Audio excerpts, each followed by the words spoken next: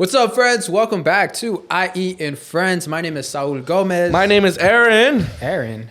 Air Bear. Aaron. That's kind of suspicious, don't you think, Aaron? Why? Have you heard of Jack the Ripper? Aaron? I'm not him. I swear to... Dude, I'm not him. Have you heard the news? Stop. No, I haven't. You haven't heard the news? Aaron? It's not me, man. Okay, I told you. I was literally not in England at the time. I was not in London. Okay. You had an alibi? Yeah. What's your alibi? Aaron? With my girlfriend. All right. Well, did she happen to be a prostitute? Aaron? No. Well, if you guys don't know... She said she loved me.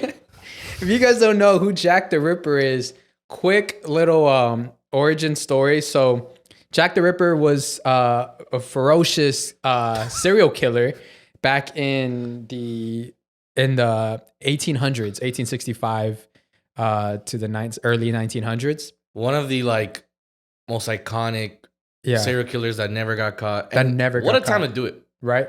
The 1800s, bro. Like the 1800s. Forensics was just absolute shit at the time. So it makes sense that he never got caught. Yeah. And he would taunt the public, the newspapers, and the cops with newspaper type style of notes, and he'd sign them off with Jack the Ripper. That's the one thing I totally forgot about that case, because I think that's where maybe the whole Zodiac killer guy. Yeah, where he got his inspiration. Because he also did letters to the press and all that. Yeah. So he was that's how, and he did gruesome killings. For the most part, there were 5 women. All happened to be prostitutes, and it turns like they're thinking that there's probably more, just because it happened so long ago, so it's harder to identify so many people. That's the 5 they found. Yeah, it's the 5 they found. And the way he would murder them was like super precise and take out a lot of their organs. So people were thinking maybe he's got like some medical background.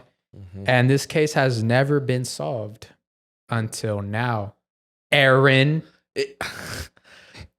I swear to you, dude, I did not pick up any of those women, okay? So there has been a recent discovery so there was an auction that the author and researcher of someone who's working on Jack the Ripper, Russell Edwards, he bought this, what's it called? I have it right here. He bought a shawl. So he bought a shawl. I don't know, a shawl, SHAWL. A shawl. It's basically a shawl. I'm guessing. He bought a shawl. This is called a shawl. He bought a shawl. He bought a shawl. Yeah. Whichever one is right, we'll clip it better. All right. And he bought it at an auction in 2007. And so he has this now. He had this shawl that was from one of I don't know if it was from the victims. Well, I think it was from the victims, right? Mm-hmm. And he took it in for DNA testing. And DNA testing matched with this man named Aaron Kosminski. Aaron Kosminski. Have you heard this one? Have you heard about Aaron Kosminski? Aaron? Don't know who he is. So it contained DNA from Kosminski and the 4th victim, Catherine Eddowes. So it's been said that he was 23 at the time of this attack. This was a Polish-born immigrant, and he just so happened to be a barber, which doesn't make too much sense. Yeah, because the whole precise cutting and the only thing I thought about was a barber's got like those blades, but a barber doesn't know about organs. Yeah. But that DNA matched with Kosminski and the 4th victim, Catherine. So the 3 times great granddaughter of Catherine provided her own DNA to make that match. And now the victims' families are now calling for a new legal inquest to be opened in the case to officially tie Kaminsky to Jack the Ripper. So nothing official, like written in paper, but DNA matched Aaron and Catherine. So they're saying, I think this is their strongest lead in a long time. If they can trace back Aaron Kaminsky and find his relatives now, they can get a pretty accurate DNA. It's not gonna be the same DNA, of course, but it's gonna be something similar to it. It's like if you and your dad, someone can find out you're the killer if they DNA test your dad, and they find out that, oh no, it's the son, because you guys have almost the same DNA. You guys have similar DNA, so they can tie you to a killing if they suspected your father, but like his DNA was close, but it wasn't him. They're like, it's the son. Then it's whoever is. The match is pretty close. The match is pretty close. Yeah, so they could do the same thing with relatives. For me, that's just insane how DNA lasts that long. This happened in the 1800s, and the DNA he just bought this Shaw. He just bought it. What I say, 2007. Yeah. So how's DNA still there? It's just blood. Crazy. It's blood, man. It was blood, right? That was on there? I'm pretty sure, yeah. Or whatever it was. Pretty sure it was like blood or hair something. Follicles or whatever. Yeah, I mean, it's your DNA. Then for whoever was keeping that before, like they auctioned it, how the condition they must have had it, like no one's touching it. Like it's just like probably in a glass case. Dirty, imagine. It was a cum rag. Sorry. My bad. Oh, no wonder I was like, why am I getting suspected? Yeah, Aaron. I wasn't born. Maybe it was your past self, bro. Maybe it was your past self. But yeah, that's the update with Jack the Ripper. This news just came out I think this past week or a couple weeks ago. So the world's greatest mystery might finally be solved. I don't think it's the world's greatest, but it's one of those serial killers that you just want to know about who did it. You have a better one? Aaron? I wouldn't say that you haven't committed yet? Oh. They'll never catch me. No, but what thing trips me out about that dude is that he bought it in 2007. Yeah. Why did he just get barely DNA tested now? I don't know. Or was it something where he found out like this years, might have been tied in, or did he know that when he bought it off auction it was like something dealing with Jack the Ripper? I think maybe they're like the inner logisticals of it. Maybe it was like expensive to do all that stuff, or just finding the people involved, like the whole process of getting the victims. I don't know, something like that. But yeah, that's been like almost 10 years of having the actual. Almost 20. 18 years ago he bought that. Damn. Yeah, so I don't know why it took him so long. There's probably more. Yeah, I need that story of like, did he know what it was and that's why he bought it, or did he like not know and then he found out kind of in a way and he was like, I gotta get this DNA tested because it's like all dirty and stuff. Yeah, I don't know. Who knows what auction he got it and from. then people like that, like how do they make money? Like they don't really got, like that's all they dedicate their life to. How are they making money? Because like they don't really make the money until like a giant discovery, right? That is true. I don't know. That's what I'm saying. What was that auction that he was at? What was it for?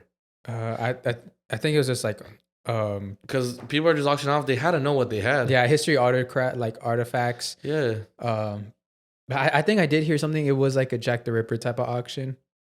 And no one ever got DNA tested. That's weird. Even 2007 right? DNA testing was really good. Yeah. So I don't know. There's something there. But nice. Okay. Aaron Kaminsky. Yeah, Aaron Kaminsky. What? Nothing. Nothing. Well, let me take you to a more recent case that pretty crazy. And the fact that you brought up prostitutes. Oh, hell yeah. I don't know how, like, I swear, like, we didn't even plan that. So this ties in pretty perfectly. There's a weird similarity. This might be Jack the Ripper's, like, great nephew or son, or grandson, who knows. But this is the West Mesa homicides, or as other people call it, the West Mesa bone collector. So this one's pretty insane, right? On February 2nd, 2009, Christine Ross and her dog went for a walk on Albuquerque's west side. Ross's dog found a large bone protruding from the earthen trail, right? Christine felt like the bone didn't look normal, so she took a picture of it and she sent it to her sister, who happened to be a registered nurse. And so basically after, her sister got back to her and she contacted her back and told her that the bone resembled a human femur.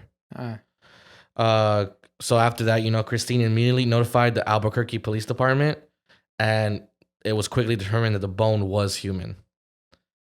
As the weeks went on, the detectives discovered the skeletal remains of 11 women and one unborn child, all buried in makeshift graves. Oh, shit. So 12 people in total, basically, 11 women and one fetus, basically. Mm-hmm. Crazy. Yeah, here's where they all tie in, basically.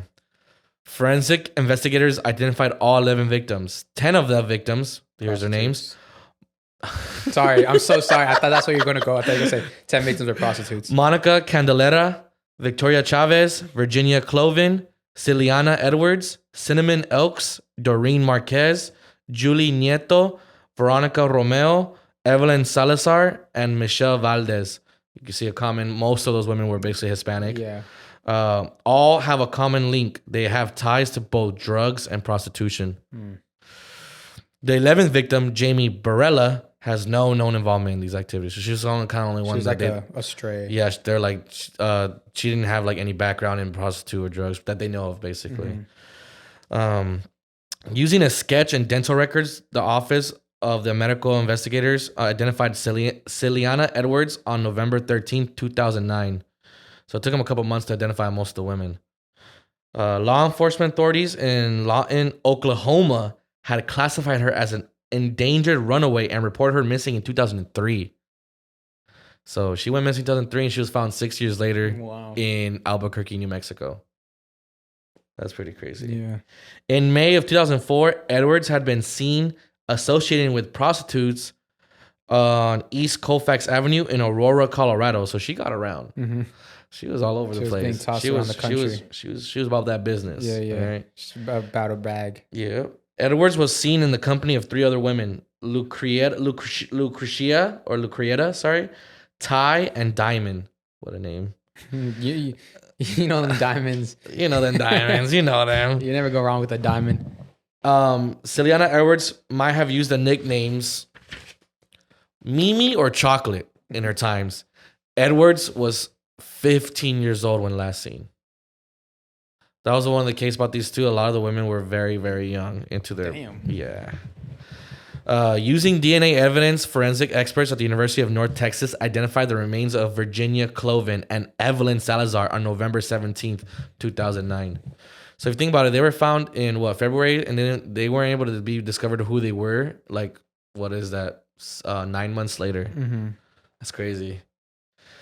Both women were reported missing in 2004 and are from the Albuquerque area. So those are the 2 that they could tie into the Albuquerque area. The rest of them, they found their identities, but they didn't really get into like on where they were from, basically, because there's a lot of women to go through, you know. The 11th victim, 15-year-old Jamie Barella, was identified on January 26, 2010. So it took until next year to identify her. She was last seen leaving a family gathering with her cousin Evelyn Salazar during the month of April 2004. Salazar had been identified as a victim of the serial killer approximately 2 months earlier. Both young women were heading to a park near San Mateo and Gibson in southeast Albuquerque when they just disappeared. Crazy. Detectives are still looking for leads and more information about all the victims. Investigators would like to hear from women who have maybe been working the streets of Albuquerque between 2001 and 2005. Oh, so this hasn't been solved. It's unsolved. Super unsolved. Damn. So they've been asking for, prostitutes coming forward that have been working those streets between 2001, 2005 to just come forward with like maybe any information if they remember, like if they saw these women. Yeah. Or like if they knew who they were. There's a reward of up to $100,000 is being offered for any information leading to the arrest and or conviction of the person or persons responsible for the crime. They literally, dude, like no leads. And that's the hard part with like when prostitutes get killed. For the most part, they've been outcasted from their family, so they really have they've just been super independent. They just live out by themselves. They don't talk to their family anymore. So there's really not that many people that, like, if they go missing, no one's going to know for a very long time. Yeah. And that just makes the case go even colder. Like, I was going to go into more info about every single person, but it was going to take a little bit longer. Mm-hmm. Unless you guys want to, if you want that info, I'm down to do it, Yeah. But I was just going to be like, this is going to be so long of just every victim. Because there's 11 of them, and you have to do every single victim. Because there's some, little backstory. But for the most part, some of these poor women, they were underage, dude. Yeah. They were underage prostitutes. Working the streets. 15 years old, dude.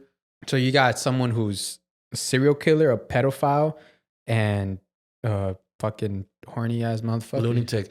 And that's the thing that's hard about like when you find a prostitute, it could be anybody. Because the fact you're working the streets, you meet many clients, right? Many men that just want sex. Who knows who's the one that did it? You know what I mean? And where'd you say they found their bones and stuff? It was in Albuquerque, in West Mesa. West Mesa, Albuquerque. Damn. So that's why it's called the West Mesa homicides, or basically they call the serial killer the West Mesa bone collector. Here's the thing though. Do we know if it was one person or they just happened to be 11 different killings, or like we don't know. Like most likely it seems like it's the same guy. Just by like the way like makeshift grave, same spot. But then again, if you just see this whole just landscape of just nothing and dirt, a lot of people can just put their problems, quote unquote problems away in the dirt. It's like back in Vegas when the mob used to control it. Just all their quote unquote problems were buried in the desert. Yeah, that's why they say, what is it, Lake Mead out in Vegas? Is that what it's called? That lake? Oh yeah. That's like the worst lake to swim in. I think there's probably gotta be some lore into that I'm gonna look into. That place has to be haunted because that's where they like just throwing bodies. Some that probably never been discovered to this day. Exactly. Like we fuck around with the mob, get thrown in the lake. Now there's a new mob. The corporations. Oh yeah. The casinos. But they do it. It's all illegal. Quote unquote legally. That's the only thing.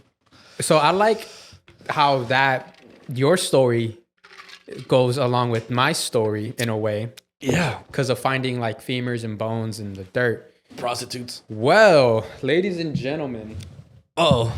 There's a new documentary out. I just started watching it last night. So there's still so much more information I need to learn. And I didn't have enough time to study all of it. So this will be a part 2. Ooh. But have you ever heard of the Fox Hollow Farm murders? Mm-mm. Okay. I recommend you guys watch it, the documentary on Hulu. It just came out. But I'm going to talk about the stuff that they didn't talk about in the documentary. Okay. So the Fox Hollow Farm is Herb Baumeister. He was what a name. Yeah, Herb Baumeister was the super friendly guy, very rich. He had a farm, like he had an estate, and his family and a lot of people who knew him for being a super friendly guy, and he'd always throw the best house parties. Little did they know he was actually schizophrenic, and no one knew that about him. And his second life, he was a murderer, right? And he killed nearly 2,000 young men and buried their remains in his backyard. For the how many? 2,000. 2,000. Oh, they said 2,000. Yeah, no. My man is the most prolific serial killer of all time. If it was 2,000, yeah, wow. If I mispronounced it, he murdered nearly 2,000 young men. For the most part, they were gay young men that he'd go seek out at gay bars in Indianapolis. This guy sounds like another John Wayne Gacy or Jeffrey Dahmer. Yeah. This is the Jeffrey Dahmer not that many people know about. And like, I don't want to say the successful one, but like the one who was able to get away with it. Why? Sorry. John Wayne Gacy targeted kids. I don't know. I forgot if he ever did anything. No, I think he was a pedophile. John Wayne Gacy. Yeah, so it's almost the same thing. Yeah. But this guy, he targeted young gay men, and he'll lure them back to his house. He'll either strangle them, kill them, and bury their remains in his backyard, because his backyard, it was an estate, and over there where he lived, literally was just a bunch of forest. So he just go and bury them, make a makeshift grave, and bury them, and go on to the next one, right? And when they began investigating him, long story short, he brought someone back to his, because he had like a pool house where he'd take all his victims, and this dude was weird. He'd have, pop up the photos right now, he'd have mannequins like dressed in party attire. And my theory is that those were the clothes of his victims just scattered around in his pool house. So he just had mannequins pertaining to party dressed up, and it was very eerie. There's videos and photos be popped up right now. And in this pool house, he strangled one of his victims with a garden hose, and that victim acted dead. And when the coast was clear, he booked it, he ran. I think weeks or months later, the victim went back to the bar, and he was there drinking, partying, whatever. And he noticed Baumeister again. And that's when he got on top of the table and he started yelling. He's like, he's a serial killer. Everybody take a picture of his license plate, all that. He started getting investigated. So he fled to Canada, where he ended up taking his own life. And in his death note, he never confessed to any of the murders. He just said that his marriage fell apart and his business was failing, so he killed himself. So he never confessed to any of those murders, which is very, it sucks for the victims and very selfish of him, even after his death. So, but that's not the part where I'm here to talk about. I will talk about that next week because there's more information. What I'm going to talk about is how his estate is now haunted. And I have an audio that we're going to play of her Baumeister. So that happened in the 80s to 90s, right? And in 2006, Happy Family was looking for a new house. Yep. And they found this beautiful house, right? At this farm, this estate. And they were just so shocked at the price. So they were touring, they were touring the house. I wonder why. And the dad was like, something about this name, the Fox Hollow Estate, like it sounds something familiar. And he's like, wait, I think I saw this on the news. And he asked the realtors, like, hey, is this the infamous house? And the realtor, he was ready for that question. He was like, yes, it is. That's why the price is so low.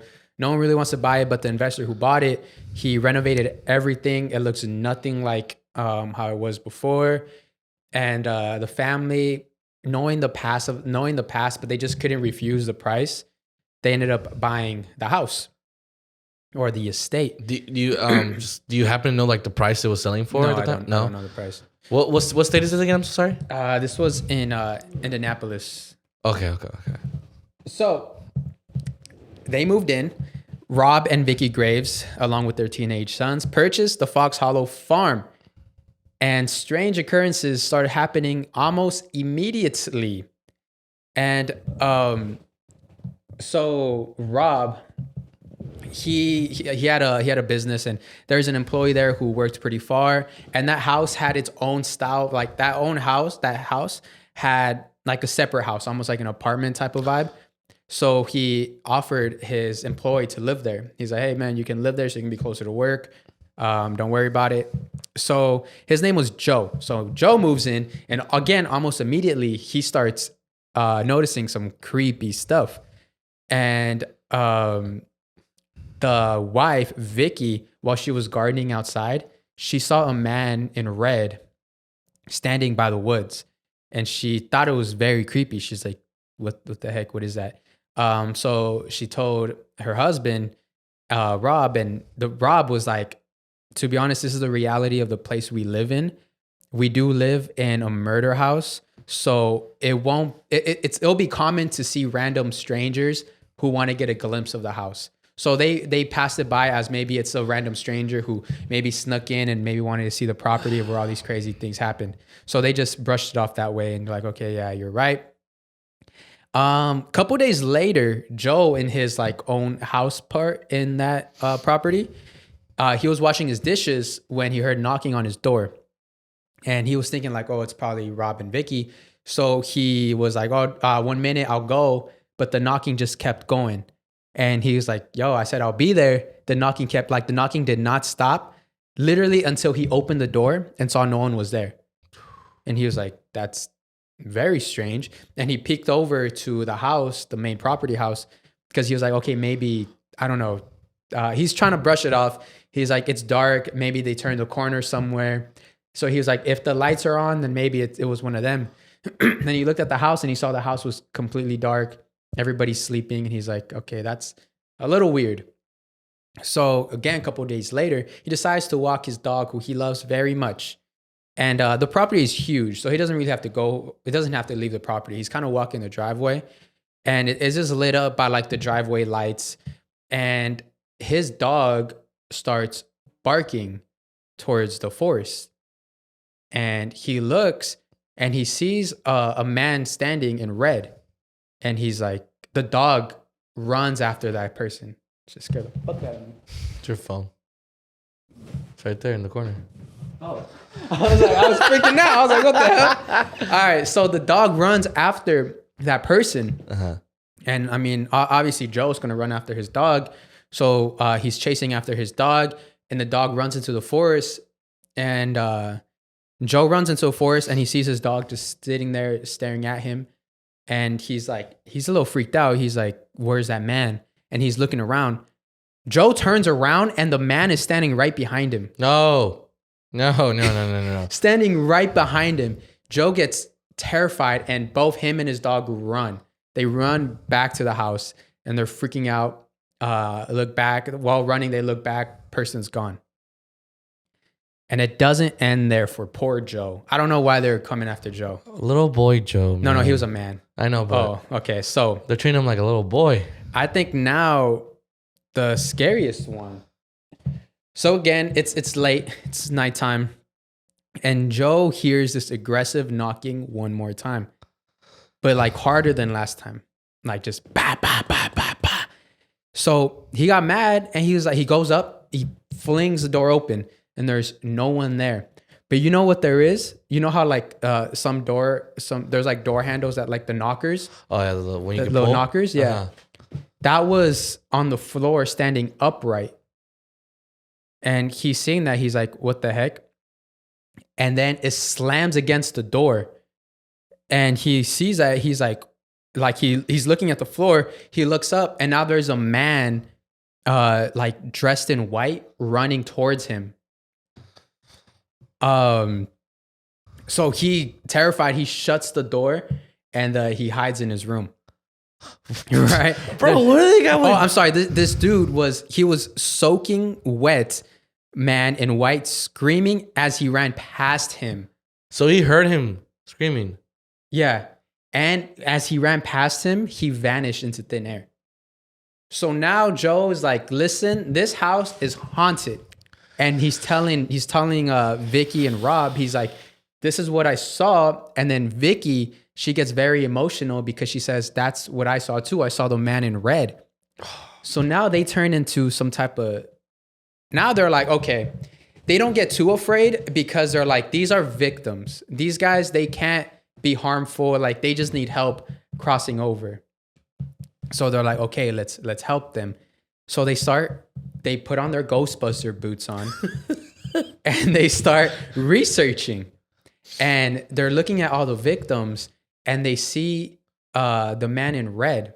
They're like the photo, like they had the same shirt. He's like, that's the guy I saw. And the wife's like, that's the one I saw as well. Mm-hmm.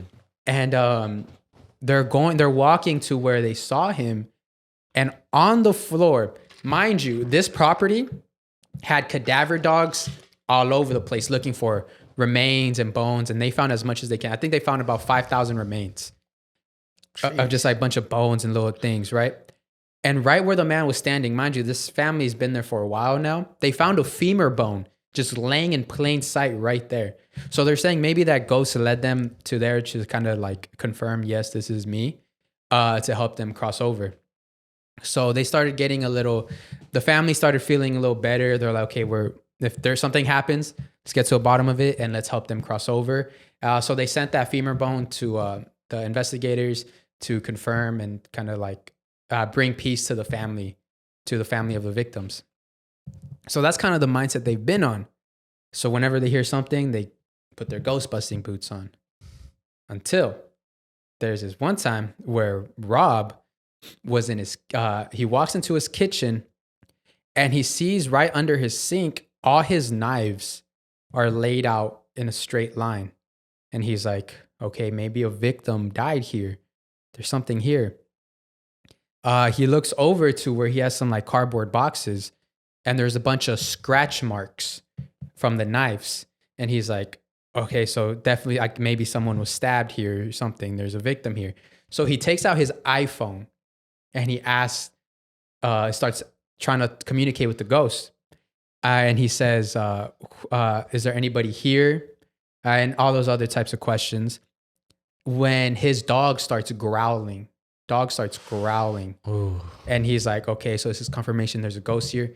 He takes it back to his laptop to upload the audio to see what he heard. And now what I'm about to play is real audio from Rob, his questioning and what he hears. Okay. You ready? Yeah.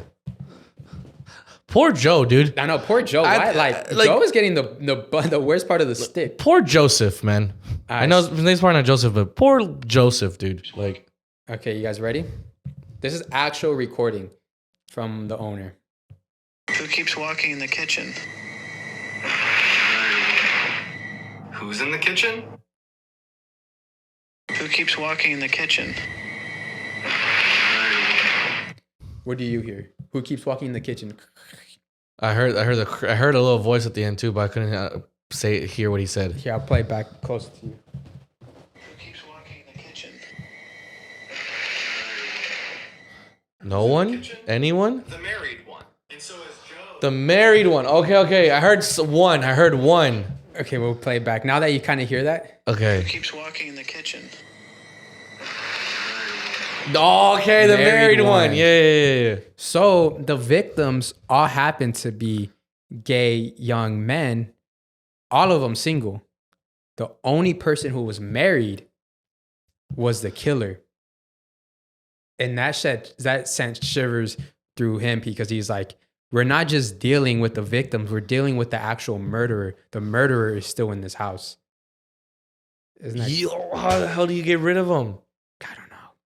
But here's the thing though. I know the whole like there's all those like theories and like speculation that like even though he died in Canada, his spirit and soul is tied to the house. Yeah. That's where everything he did that was so horrific happened. Yeah. So he's more tend to like be his energies in the house. The energies in the house. So how do you get rid of that? Maybe get a cleanse. I don't know. Or I don't know if that even works. Who knows? I don't know, dude. Yeah, how do you... The married one is crazy. Fucking Baumeister. Baumeister, sorry. Yeah, so that... What was his first name? Howie? Fuck Howie? No, it's Herb. Fucking dumbass Herb. Prince Herb Baumeister. The third. Oh my gosh, dude. That sucks for the family that they're like, I love their enthusiasm and like their heart where like we gotta help these victims. Yeah. Like, we'd be scared shitless if any type of ghost try and contact you. Like, fuck that. And now you're dealing with the entity. Now you're dealing with the douche, a fucking like, yeah. Fuck this guy, right? Like, this guy's literally killed 24 almost 24 people. Yeah. And then he's back. Like, he's here. And who knows how he's fucking with he's fucking with the people in the afterlife as well, like the victims. Mm-hmm. Like, that's sad, dude. That is sad. I wonder who was that person in white that was soaking wet running after Joe. It's probably one of the victims because a lot of he lured a lot of people to his like pool house, so they do a lot of parties in the pool, and that's where he killed a lot of his victims in the pool. And you know what's eerie? The kids love playing in the pool because remember how I told you there was kids from the family. They would spend a lot of their time in that pool. So just to know that a lot of people died in that same pool that the kids were swimming in is very eerie. I know. So, wow. The married one. So that's the Fox Hollow Farm story after the killings. Next week, I'll share with you guys more of like the actual stuff that happened. But the victims. Pretty creepy stuff. Ew. Yeah, and this is like some Jeffrey Dahmer, John Wayne Gacy type shit. Casey. That it's very hard to also like an open unsolved case. Because I guess I'm pretty sure if they start digging the entire estate, which that'd take forever though. Mm-hmm. But if they dig up that entire estate, they're gonna find stuff. Yeah, they're gonna find more bodies. Definitely. Like, how many bodies did they say that they found? They found 5,000 remains. It's said that he killed 24. So maybe there's probably more. There's probably more than 24 dudes. Yeah, because even when the remains started popping out, people from all over the country were reaching out because of like runaways. Yeah, and you know how bad that was at the time. That even the bar, like at the bar, like towards the end, when they say last call, they were saying the bartender, was saying, if you leave with a stranger, make sure you let your friends know you're leaving with the stranger. That's how bad that's how like like just how bad it was getting. How traumatic. How traumatic. People are like, if you're going to leave with a stranger, let your friends know you're leaving with a stranger. And don't leave with someone you don't know. Like if you are, like if you're new. Damn. Crazy stuff. That survivor's lucky, dude.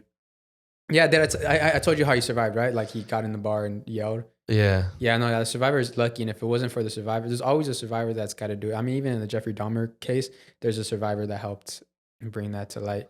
You know what sucks about these old murder cases too? It's always shitty police or shitty police work that like they never catch them until later. No, and you're right. Shitty police work, because at this time when this was happening, being gay was very frowned upon.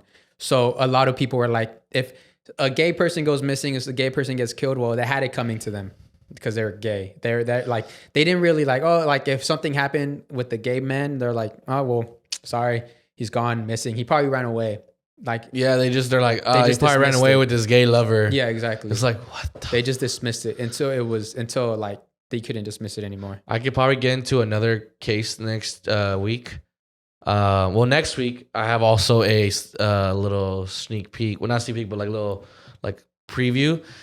I'll be talking about one of the most infamous serial killer murder cases that has not been solved, and it took place in Cleveland. It's called the Cleveland Torso Murders. Oh shit! Or the Butcher of Kingsbury Run.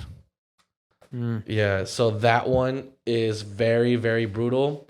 I'll tell you because, sorry, the Mad Butcher of Kingsbury Run, that was basically the guy's name, basically.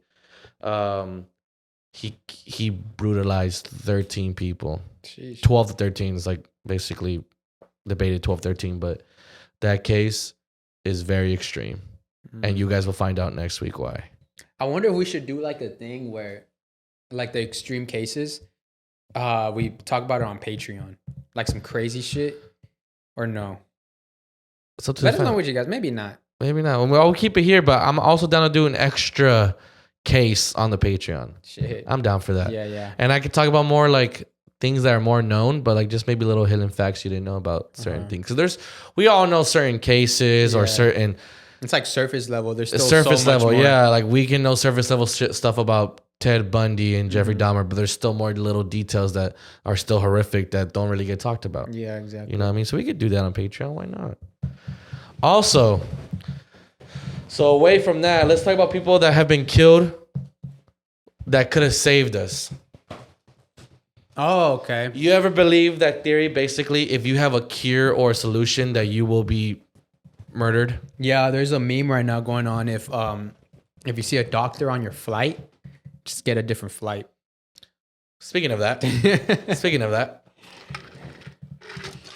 I have a couple cases of people, of a person or people that basically at the time when they were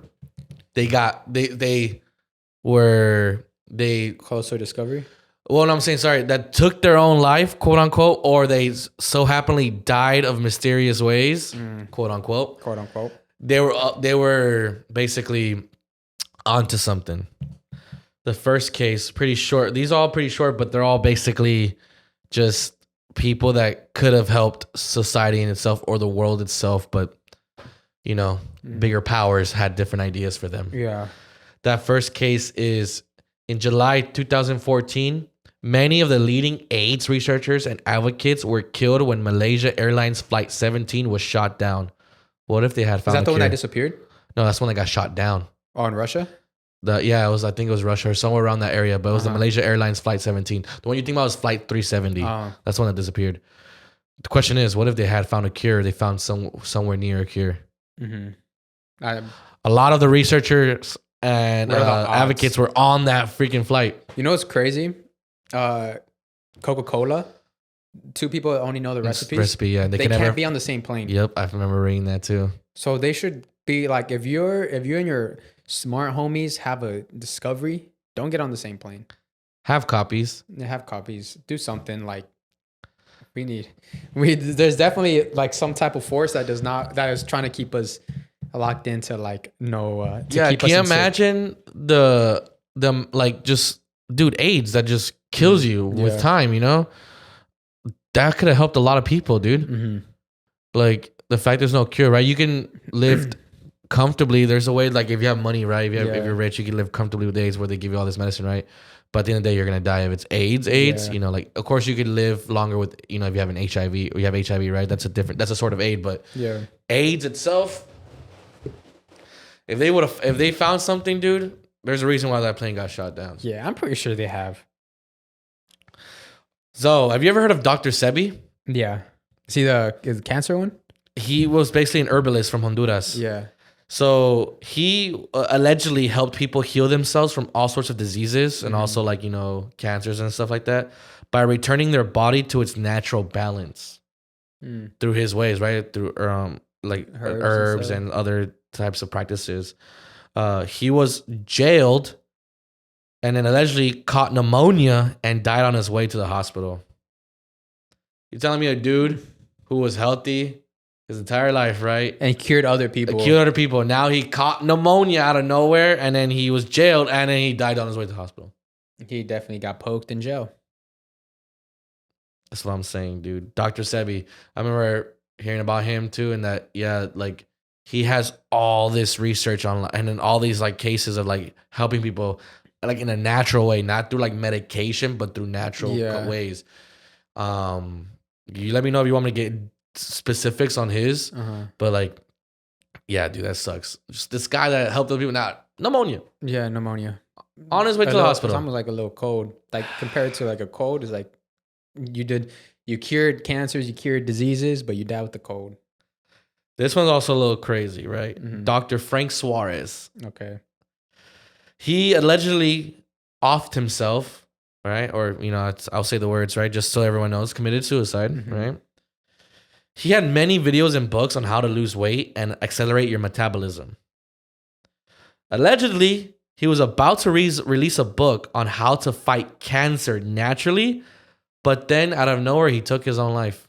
See, that makes no sense. Like you dedicate your life to research, and before you release, you take your own life. That doesn't make sense. I don't want to hear it, bro. Yeah. Like this is your life's work, and then out of nowhere now you feel depressed enough to just take your own. I don't get it. Maybe it can also be like a point where it's like you just know so much and you know the real evils of the world, and you're like, I can't compete with this, or I don't know, and they're like, they just get afraid. And here's the thing, I just don't want to give that theory into like him falling into under all that pressure and this like dude, come on. Yeah. Like there's just no way out of nowhere. He was about to release a book and then out of nowhere, like it's just I don't know. That's kind of like that one guy, I forgot his name, but I talked about it. The guy who found out life is a simulation, like the Mexican scientist who also disappeared from the face of the earth once he was like about to release like, I forgot, like a paper or a book or something like that. Yeah. Explaining it? Yeah. Tell you, dude. Weird shit, man. Sometimes coincidences are just too like obvious. Yeah. There's just no way. And here's the last one. One of the most notorious ones when it comes to people in power just dying. Just no taking away someone off the face of the earth. Stanley Myers. Stanley Myers. He was the guy who had claimed to have invented a water-powered car. Oh, yeah. That's why it sounded so familiar. He died before he had the chance to patent it or prove it worked.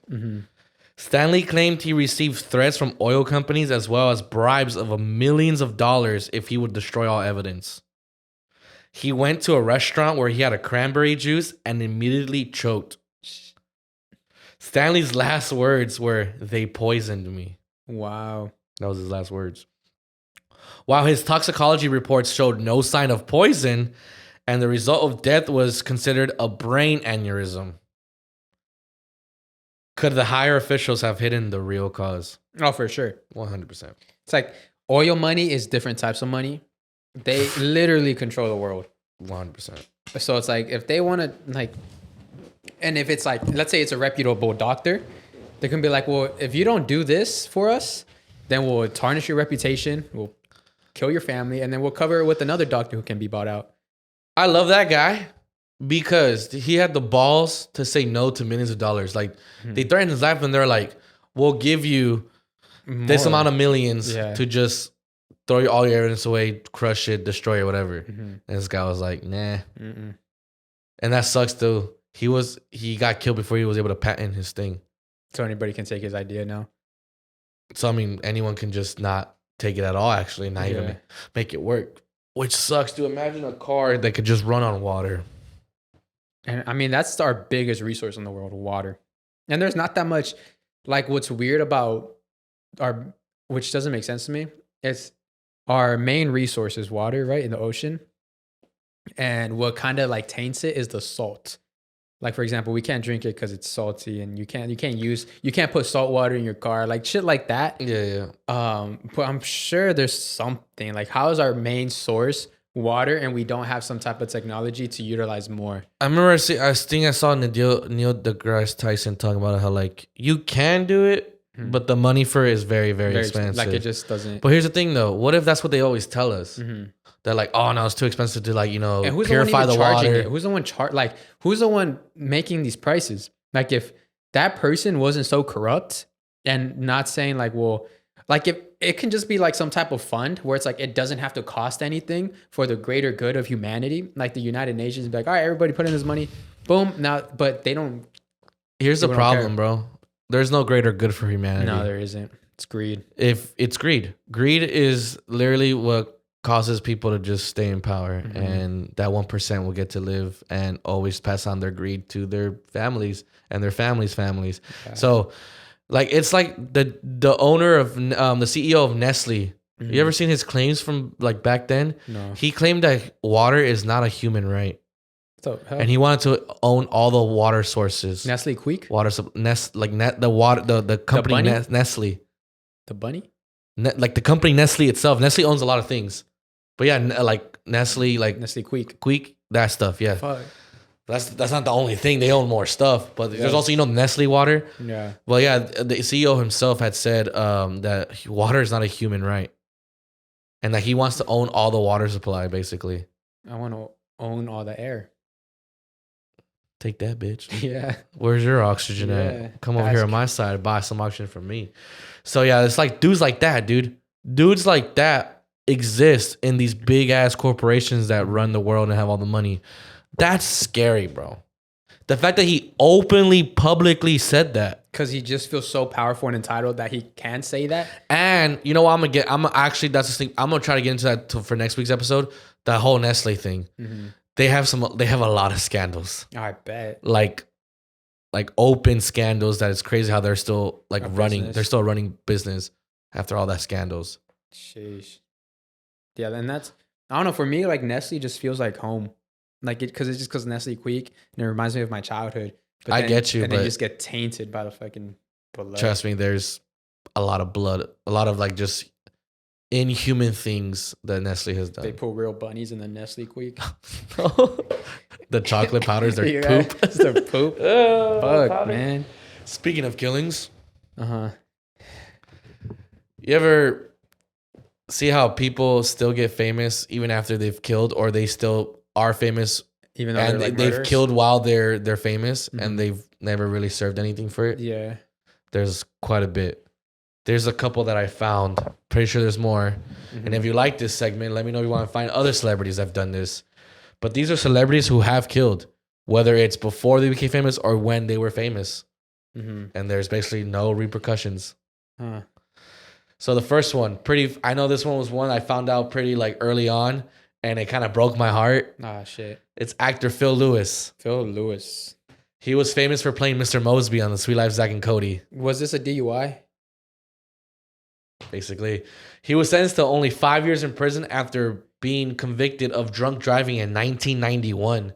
The crash resulted in the death of 21-year-old Isabel Duarte. Damn. Maybe she would have loved Zack and Cody.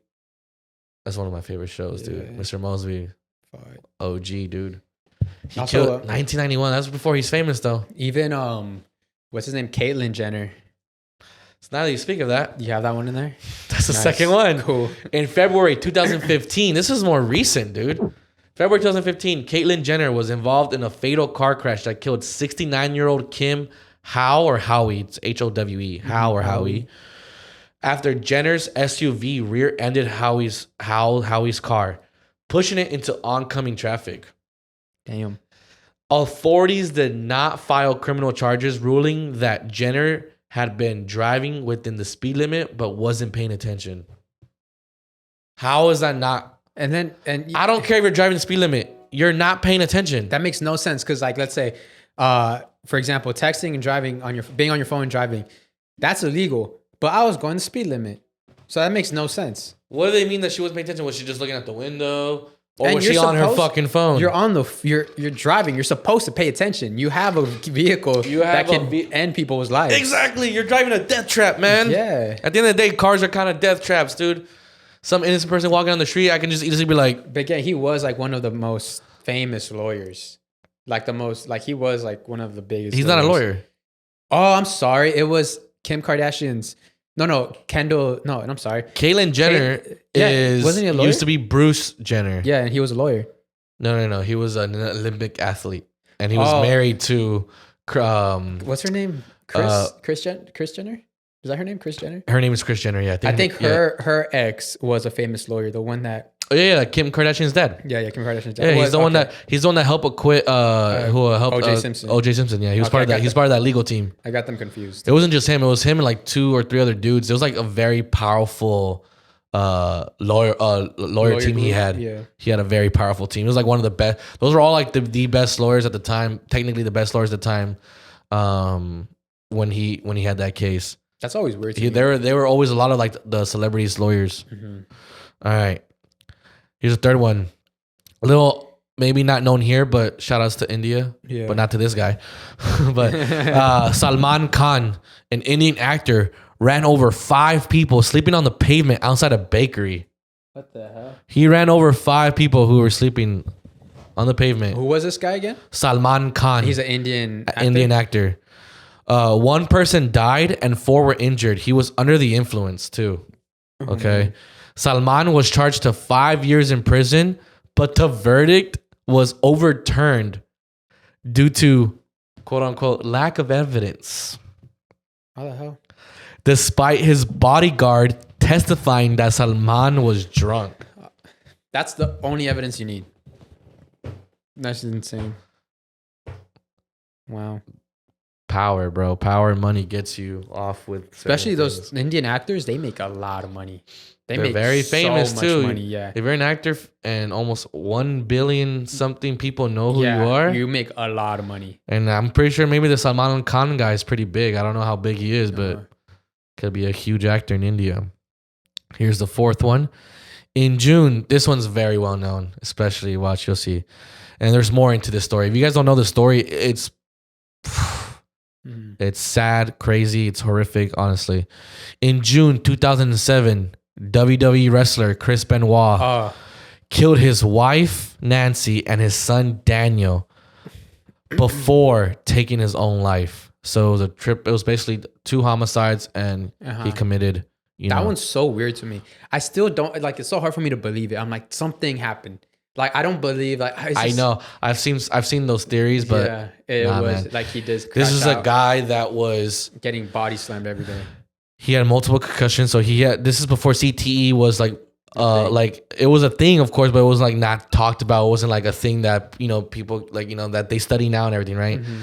So he had multiple concussions throughout the years. He definitely had CTE. He was someone that after Eddie Guerrero's death was like depressed, and he was taking all this type of drugs and medication for his his pain, antidepressants and stuff, all this stuff, and then this all led to basically this, dude. Mm-hmm. So, the tragedy was later linked to severe brain damage, right? Possibly from repeated concussions during his wrestling career.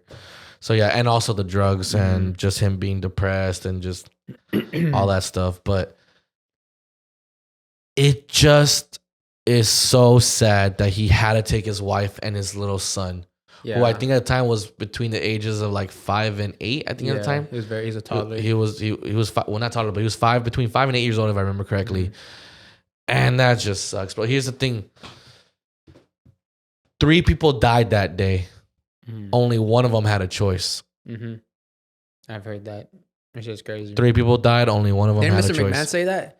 Or no, someone. Paul Heyman. He was doing like a it was doing an interview basically, and then some guy shouted something about like, Chris, that's my boy or whatever. And he's like, you know what? Basically was like grilling the guy. He was like, Chris Benoit, great worker, whatever, blah. He's one of the top 5 greatest workers I've ever seen, blah, blah, blah. But as a human, piece of shit, blah, blah, blah, right? He was saying 3 people died that day. Only one of them had a choice. And I was like, that's so fucking true, dude. It sucks because, that was... I mean, those are like our heroes, our wrestlers, our favorite athletes. Like 2007, I was deep into WWE. Yeah, I fucking loved it. You know what's the craziest part? If no one knows, of course, if you don't watch WWE. So there was a storyline, right? Literally a week or 2 weeks before this happened, Mr. McMahon had blown up in his limo. Yeah. You remember that storyline? Yeah. He had and he literally took it serious, like a lot. Like he didn't tell like his shareholders. That shit was on Fox News. I remember. Like he literally went all out. Like he was gonna go a whole year being quote unquote dead, and he was gonna come back, and it was gonna be this whole storyline where like it was gonna be like Triple H and Mr. Kennedy fighting for like the power of the company, this and that. Like it was a whole storyline. It was gonna be a whole year. Like who killed Mr. McMahon, right? Then this happened a week later, and he had to shut it off because like you can't have a real homicide and a fake homicide. And he came out the next week or 2 weeks after, like before Raw started, and he and he announced the death of Chris Benoit. This is before they found out that he had killed his wife and his son. Yeah. So of course there's like a whole tribute, this and that. Then it comes out days later that he had killed both of them, and then he ended his own life. So and they scrapped everything, all history of him. Yeah. Like so, like there's in WWE still has like all their archives, right? And he's still in the archives because he was like he's still in some matches. He's part of like some big matches, right? They just don't say his name on the audio. They titles like any like he's still in the, like you can still see him in like of course like videos of like past pay-per-views and all that stuff. They just don't say his name. They don't like praise him. He's not like any like. When you do those videos, like if they like go back to like people winning championships, and these like greatest moments, no montages whatsoever. Yeah, but it's crazy how like it went from a fake death, and they had to come back like a week later and like announce the real death, and they didn't even know that he killed his family at the time. Wow. Yeah, this all happened in that time. Wasn't there something similar like that with Umaga? No, he actually died. But why don't they don't really recognize him as much? Yeah, that's the only thing sad about that. Like they didn't really recognize him as much. Like they didn't really like. It's weird. Yeah. Because no, he actually died. Yeah. But yeah, no. Let's look into that for the next episode. No, yeah. There's also Shad Gaspar, who saved his son's life and died. Who? Shad Gaspar. Who's that? Remember Shad Gaspar and JTG? They were part of Crime Time. Oh, Brooklyn, shit. Brooklyn. Yeah, them right. Shad Gaspar himself, the big one. Yeah, he died while saving his son. What the heck? I think his son was drowning, if I remember correctly, and he saved his son. He was put into the Hall of Fame 2 or 3 years ago. Wow. And yeah, Shad Gaspar. Shout outs to rest in peace to the hero, man. Wow. I know, right? 2 more. This one's just random, bro. I'm not gonna lie to you. Yeah. In 2012, for all you Sons of Anarchy fans, I didn't watch the show. I heard it's pretty good. But in 2012, Sons of Anarchy actor Johnny Lewis forced his way into the home of 81-year-old Catherine Davis. That's all right, already fucked up. 81 years old. Where he vandalized the property and killed Davis and her cat. What the fuck did the cat do? Shortly after, he either fell or jumped from a roof, resulting in his death. Who was the guy again? Johnny Lewis. He was an actor in Sons of Anarchy. That was like his biggest role or whatever. That's a popular show. Yeah. So you're gonna force your way into an 81-year-old woman's house and just kill her and the cat? Like, why? What's going on? Yeah. What did she do to you? Left a hate comment or what? Right. What's going on there? I don't mean to laugh. I'm just saying like, it just surprised. Like, what the fuck does that have to do with you? And the last one. This was insane considering what he did. Right. In 1987, while vacationing in Ireland, Matthew Broderick, who's famous for being the voice of Simba in Lion King and also Ferris Bueller's Day Off. Oh, no. Yeah. Drove on the wrong side of the road, colliding with another vehicle and killing the driver and passenger. Killed 2 people. He was convicted of careless driving and he was only fined $175. The fuck? That's US dollars. So it was like 100 pounds or whatever the currency in Ireland is. 1987. 175 US dollars. The hell? That's all he got. That's so like disheartening for like the family. You killed 2 people. Yeah, and they're worth $175. I know in 1907, $175 seems like. Let's check it out, right? Hey Siri. If anything, that would probably be like $400 or $500. How much was $175 compared to today in 1987? Siri sucks now. It says about $500 in 2025. So in today's money, $500. $500. That's $250 ahead. That's sad. That is sad. That is sad, bro. Oh my god. That was your list. That was the list. I got an even longer list that's so sad. You know, Disneyland. Before we get to that, I mean, it's my turn, bro. Oh yeah, my bad. It's my turn, bro. Like you skipped my turn. You're right. My bad, dude. My bad, man. My I bad. love the excitement. My bad. But I mean, since we're talking about celebrities and death, I'm gonna give a RIP to Paquita, la del Barrio. So for today's Mexican history, it's about her, right? All right. So I mean, in the time when women were expected to stay silent, one woman dared to speak out, sing loud, and call out the man who thought they were untouchable. That's right. Ladies and gentlemen, Paquita, la del Barrio. So, regional Mexican music icon. At the time, this genre was largely controlled by men, and she broke through with her unapologetic and bold style. So, born in Veracruz in 1947, she fought her way to the top by singing at local bars, which again, mostly men at these bars. And she's singing the lyrics she still sings now, right? Yeah. She gained fame in the 80s at a time when women started to revolt against machismo culture. They started flipping the script on gender roles, and her music really resonated with that time. And a lot of people saw her as, she was a political, like she was a feminist. She was very into the politics of that all. And so she inspired women everywhere to speak up and not take the bare minimum. And despite her tough lyrics, she was known to be a very friendly, warm, fuzzy, and funny lady. So like, here's a clip of her actually telling Bad Bunny that he's useless, but in like a joking way, to like in the style of her lyrics, because she was nominated. Well, she won in 2021 the Billboard Latin Music Award for the Lifetime Achievement, and during that, because she's a small woman. Well, she was a small woman. She was 4'11", and the mic was a little too high for her. And that's when Bad Bunny came on stage and tried fixing the mic, and he couldn't fix the mic, so he called him useless. Obviously, like a joke, and yeah, he helped her with the mic. So she was very lovable. She was very respected in the world. So she left the world with 2 Grammy and She was nominated twice for a Grammy and a Latin Grammy. Unfortunately, she didn't win them, but she did win the Billboard Latin Music Award for Lifetime Achievement. Nice. So we say R.I.P. to the OG feminist, the one who our moms sang their heart out.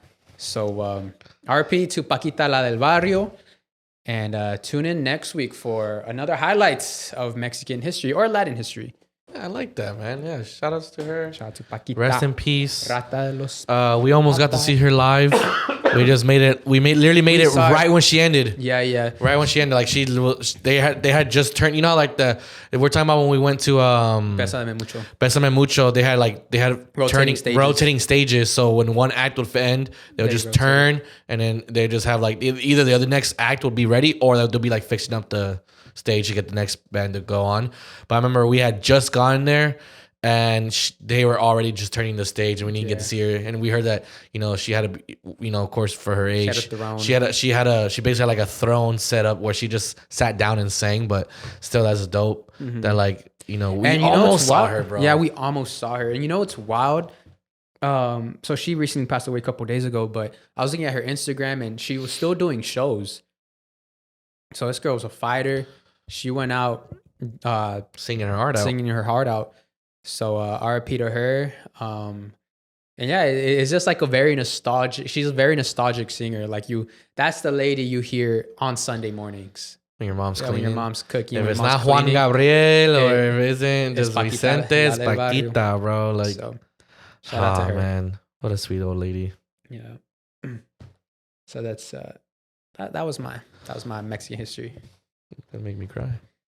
You're gonna make me cry, man. All right, your turn, Aaron. Sorry about that, sir. Disneyland, right? Hell yeah, we love Disneyland. You know the happiest place on earth? Yeah. Bullshit. No, what? Not according to this. Uh-huh. Okay, look.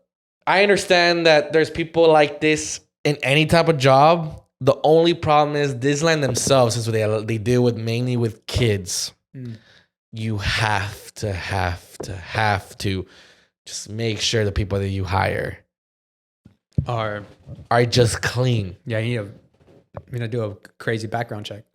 Crazy background check, right? You're working for Disney, you know. This is literally where all like just it's mainly kids of course it's for families, but it's mainly kids, man, you know. What about the Disney adults, bro? They're good from this, I guess. But these are 1, 2, 3, 4, 5, 6, 7, 8, 9 cases of many other cases that have come out of the dark side of Disneyland.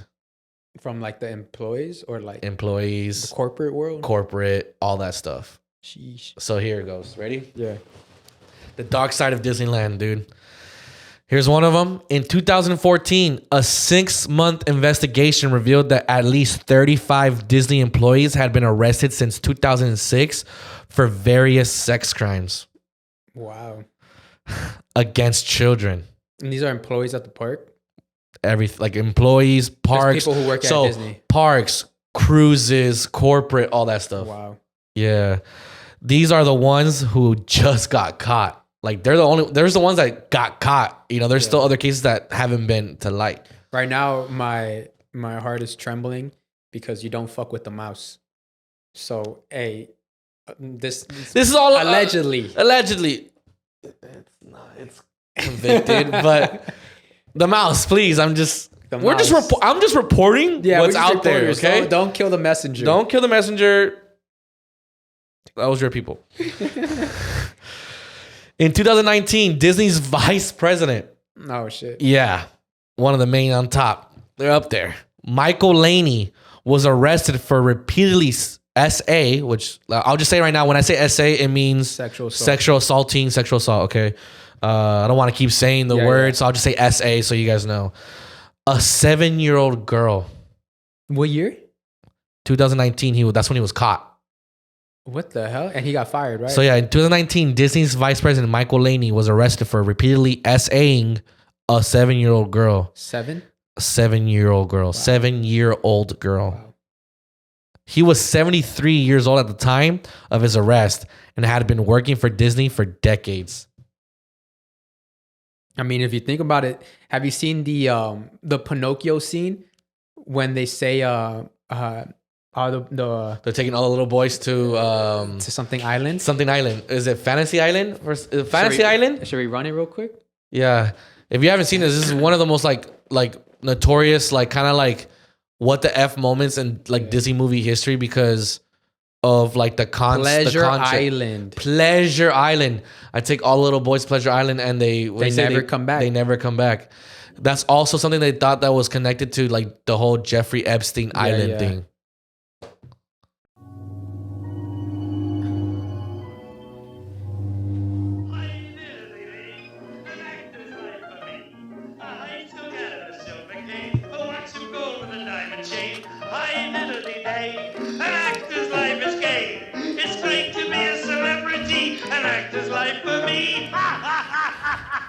And the dummy fell for it.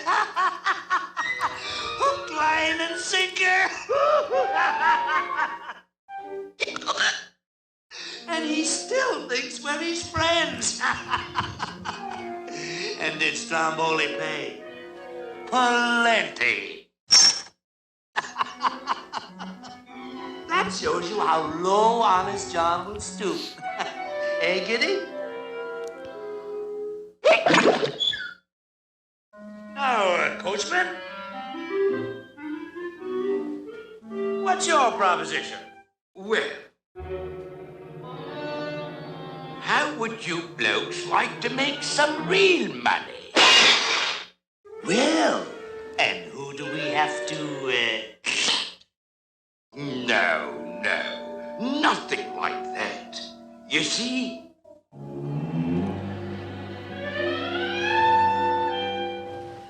I'm connecting stupid little boys. Stupid little boys? You know, the disobedient ones want to play hooky from school. Oh, and you see... Yes.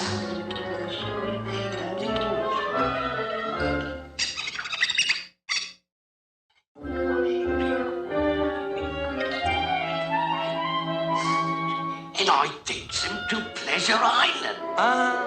Pleasure Island. Pleasure Island? But the law, suppose they... No, there's no risk. They never come back as boys. It's that last part. They never come back as boys. That last part. That's just crazy. That, like, bro. Come on, dude. Come on, bro. Take out their innocence is insane. That's insane on a Disney movie, bro. Yeah. All right. Here we go. And why they call it Pleasure Island? Exactly. They call it anything else. Who's being pleasured? I don't even want to know that question, bro. I don't even want to know the answer to that. All right. Moving on from that. Yeah. I know. I remember seeing that thing. I was like, oh, dude, that's way too eerie. Too eerie. In 2018, Disney actor Stormy Westmoreland was sentenced to 2 years in prison. Only 2 years, by the way. He had sent explicit photos and attempted to lure a 13-year-old boy to a hotel with him. Wow. It's some pretty dark stuff, I'm not gonna lie to you. But dude, Disney, you got, come on, man. You know you're back, you know what you're in. Like, come on. You know what I mean? Like, this is like, I know it's kind of hard to, like, maybe some people have no convictions and then they get a job and then they finally get caught, but it's kind of like, I don't know. I know it's kind of a hard thing, but it's still a bad look on Disney, especially when their company is literally surrounded by family and kids. You know what I mean? And they do really good at covering it. Because I've never heard any of these. Next one. Xavier Jackson, who was 27, worked as a lifeguard at the Polynesian resort for Disney. He sent explicit photos of himself to a 14-year-old girl. Turned out that the 14-year-old girl, it was a detective pretending to be a 14-year-old. He got caught in this thing. Oh, little Xavier. Oh. Fucking douche. Xander. Alan Trester, a concierge at the park's Animal Kingdom Lodge, went to meet a 14-year-old boy to, quote-unquote, fulfill a fantasy of being a, quote-unquote, big teddy bear for younger Chaser. He admitted he had sexually assaulted, S8, a 15-year-old boy prior to his arrest. Wow. It's weird. Because like they're working. That whole fulfill a fantasy thing, bro. And they work in these places where a bunch of kids come and like you can only what are they thinking about when they see these kids? The fact that if you're a concierge or you work at the desk, you have access to the hotel room, so you can like get one for yourself in a way. I don't know how that works, but maybe there's a way to do it. And you just lure kids into your hotel. It's just insane. Dude, what the hell, bro? Yeah, that Alan Trester guy fulfill a fantasy, you fucking sicko. Robert Kingslover, what a name. Kingslover. Oh, boy. Oversaw ride repairs at Disney World. He was trying to meet a 14-year-old girl to sleep with her at her house. The 14-year-old girl was an undercover detective. He got caught. Kingslover.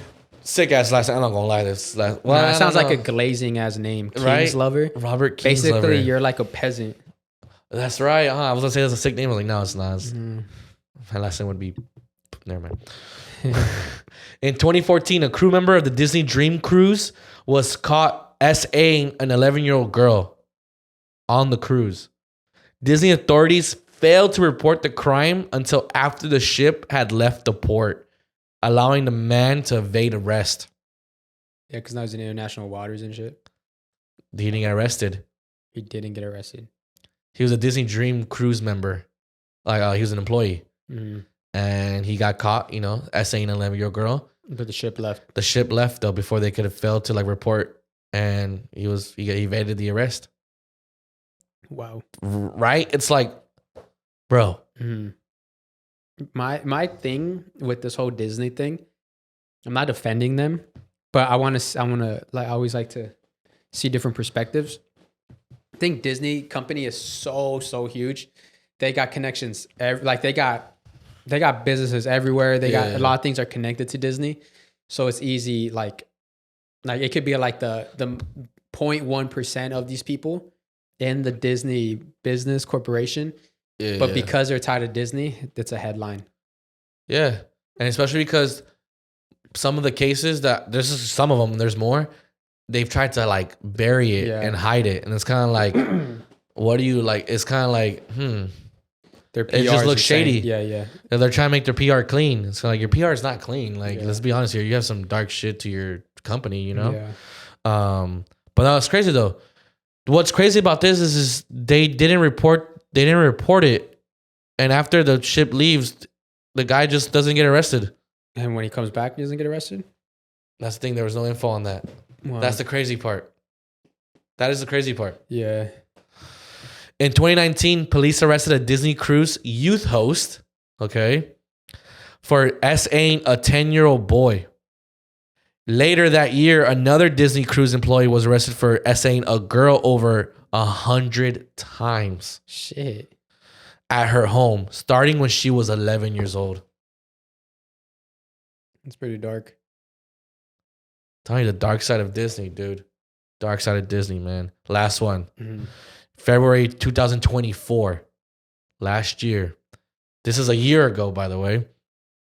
2 Disney cruise ship employees were arrested for having CP and using the internet to find more CP. You know what CP is, right? Yeah. Yeah, so if anyone doesn't know, just... Child corn. Child corn, yes. And that is some of the cases of the dark side of Disney. Mic drop, bro. Disney doesn't want me to saying that. Wow. Be careful of the mouse, man. Don't fuck with the mouse. Don't fuck with the mouse. Yeah, I mean, I know... I get it. It's dark and all, but it's like if no one's talking about it, then who is, right? It's kind of like that's what they want. They want this to be hidden. Yeah. And it's kind of like, no, you can't hide this type of stuff. This should be made to light. There should be a thing of like a cases, right? So it's yes, we're aware this stuff happens, but here's how we're improving it. Yeah, we take this very serious. Yeah. And that's the thing, though. The fact that they tried to hide it kind of makes it more suspicious in a way. I know it's kind of they're trying to keep their clean PR, but it's kind of like, dude, they're still worse. These are victims. These are young victims, bro. What about them? What about them? Exactly. What about their justice? You know what I mean? Yeah, because then it's like, imagine everybody you're a victim and everybody's talking about how great Disney is, and you're like, that's a trigger to you. Yeah. You're like, fuck Disney. I never want to go to Disney. People, but Disney's fuck these cruises, bro. Yeah, the cruises. The cruises was the main one on that. Cruises alone, they're a little weird. They got. People get horny over these waters. There's a case I can get into if you want, if you guys want, that Disney tried to hide the disappearance of a lady who was on a cruise that boarded the cruise, and she ended up disappearing, missing on the cruise, and they didn't want to report it. That's weird. They said that she fell overboard. Why not? Why can that not be a possibility? I'll have to get into it if you guys want me to get into that. You have that information now? Not written down, but I have that for next episode. If you guys want to, yeah. I'm down. I want to hear that. The disappearance of someone, yeah. Before we continue with today's episode, it's sponsored by Te Salud. Woo! And a Let's Do Makeup collaboration. Look at this, bro. Beautiful packaging. Beautiful packaging. But not what I'm interested in. Raspado Azul flavor. Come on, ladies and gentlemen. Gentlemen, man, it's one of the classics. The classics. The bubblegum blue. And best part, both flavors are in the hydration immunity and energy and focus. Energy. This is the summer drink for sure. Heck yeah. I actually want to try this on an actual raspado. Take it to a raspado, man. Be like, just give me the ice. Just give me the ice. I'll pay you whatever. And come on, you guys know the you guys know the facts about these things. Also, use code I.E Friends for 10% off. Get yours for the summer. The hydration, only 10 calories, 400 milligrams of electrolytes, 250 Wellmune, 100 milligrams of elderberry. Each pack has 15 servings. So come on, man. It lasts you more than a week. Dairy-free, soy-free, 1 gram of sugar. Very important. No artificial colors or dyes. And especially because it's blue. I know that's a little scary. This is bright blue. But there's no artificial colors or dyes. So get yours. And the energy, only 5 calories. No fat, only 3 grams of carbs, 1 gram of sugar. Of course, it's also dairy-free, soy-free. Like I said, 1 gram sugar, no artificial colors or dyes, and it's on the go, guys. Let's remember that. On the go. Put them in your little fanny packs or whatever y'all wear. But thank you guys so much for sponsoring today's episode. Thank you to Te Salud. Shout out to Let's Do Makeup. And now, back to the episode. Well, now we're going to get into Take the Mic. If you guys don't know what Take the Mic is, it's another segment here where we give you the mic. Now it's your turn to talk, and then we give our 2 cents, even if it's not asked for. Well, it kind of is asked for because you put it in here. So, and at the very end, when you're done, I have one that a girl personally messaged me because she said she put one in there, but we never got to it. But I don't know what day it was. But I'll read her. She needs help. All right, so we can help her. But they'll be the last one. Cool. It's kind of long. That's why. All right. Hi, I'm reaching out back for an update. The 2022 roster, 5-6 guys, LMAO. I'm in a happy and healthy relationship with the guy who I never used a rubber, LMAO, just because he's a chill guy and showed me how to be treated. Thank you for the advice, Cesar. You will be missed by me. Thank you for all the advice from the fitness and other things. I'll be tuning into Baby Daddy Potty. Nice. Hey, yeah. Definitely check out Baby Daddy Potty. It's coming out very soon. Link will be in the description. He was just a chill guy? I'm just a chill guy. He was a chill guy? Just a chill guy. So she let him hit raw? Yeah, I guess. So what is she looking for again? I don't remember. Honestly, I don't remember that story. 2022, bro? How am I supposed to remember 2022? Oh. It's just insane. That was a year into our thing. Damn, shout out to you for watching this long. I love you. Thank you. I noticed a lot of comments in the last episode. People have been watching since Tres Leches. Something about that episode brought in a lot of people. Because the two episodes, I guess, was when we started like... Yeah, but like I go back to them, I was like, damn, you guys, the quality back then was horrible, like audio, sound, and everything. But the vibes were there. And then if I fuck up on a little audio quality now, people are on my head about it. Now y'all got spoiled. It's just crazy. Let's go back to the iPhones. Yeah, go back. I will go back to that. It's just crazy. All right. I'm a first-year college student who goes to small private school. My girl, who is 19 and decided where she wants to go, is considering going to my school. She really likes my school for the opportunities they provide her. Here's the thing. I want what's best for her, but I don't know how to feel if she does end up coming here. We've been together for 2 years now, and I low-key been on my own, and I get to see her every weekend. I want what's best for her, but I don't know how I feel with her being here and us possibly constantly being around each other. A man needs his space, you know? We still both young. What do you mean by that? And she mentioned how she doesn't like the idea of her choosing the school that I go to because it seems like she's chasing me, and it's not like that though. By the way, she's only been here for 2 years since she already has her associate's degree. Do I thug it out? Please help. BBGs te amo. Bro, do you like your girlfriend? I don't get it. I don't get it. So he doesn't want her at the same college as him. Yeah.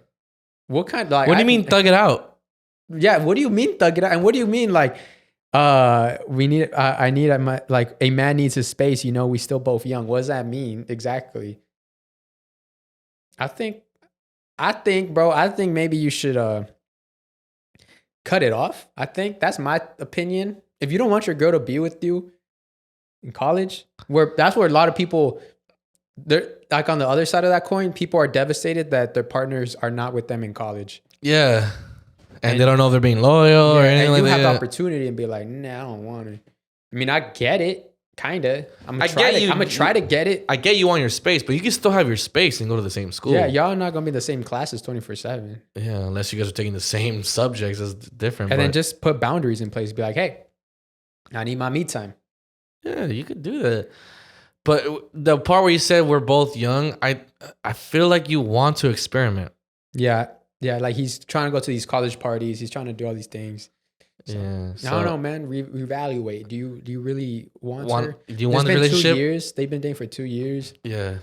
Do you think it's going somewhere? Or do you feel like you just want that like freedom of just being able to do the single guy stuff? Yeah. Because you can't be doing single guy stuff if you're taking, man. Let's just. Yeah, you can't. Let's not do that. You know, hang up the boots. Got to hang up the boots for now if you're in a relationship. But if you want that life, man, then I mean, you're in college, man. You have the freedom to do it. Yep. You just got to make sure you're not hurting this poor girl, man. You can't hurt her like that. So just gotta be straight up, man. All right, next Reevaluate. one. Do you want it or do you not? Hey friends, 22-year-old BBL here. Big booty Latina. Love it. How do I let my coworker know I have a crush on him without it being weird? We work at the same restaurant, but he's usually in the kitchen and I'm front of house. He's from Honduras and I do like his kind, but he doesn't speak much English, so oftentimes comes to me for help with translations and small talk.